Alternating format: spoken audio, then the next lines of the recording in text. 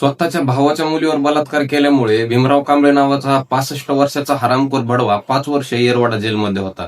आणि काल परवाच त्याने पुणे जिल्ह्यातील भोर तालुक्याच्या नसरापूर गावातल्या एका 3.5 वर्षाच्या चिमुकलीला गोट्यामध्ये गुरं दाखवतो म्हणून नेलं आणि तिच्यावरती तिथे बलात्कार केला. आणि तो बडवा इतक्यावरच थांबला नाही, तर त्याने तिचा मृतदेह कोणाला दिसू नये म्हणून तिला त्या मृतदेहाला शेणाखाली झाकला. म्हणजे विचार करा, हे ऐकायला सुद्धा आपलं मन इतकं घाबरतंय. आणि अशा नीच नीच प्रवृत्तीचे लोक आपल्या समाजामध्ये आपल्या सोबत वावरतायत. आता या चिमुकलीला न्याय मिळेल का नाही हे माहित नाही, पण मुख्यमंत्री देवेंद्र फडणवीस यांनी सांगितलंय की तीही केस फास्ट ट्रॅक कोर्टामध्ये नेणार आहेत.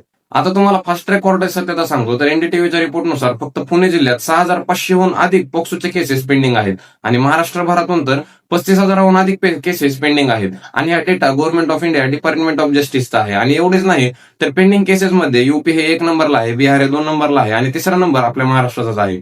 अरे एवढेच काय, नुकतेच घडलेल्या सातारा मालेगाव रेप केसमध्ये काय झाले कोणालाच माहित नाही. मला तर हा व्हिडिओ बनवताना सुद्धा लाज वाटत होती, कारण मला माहिती आहे जोपर्यंत मी हा व्हिडिओ शूट करतोय तोपर्यंत महाराष्ट्रात कुठे ना कुठे एखाद्या चिमुकलीवर अत्याचार होतच असेल.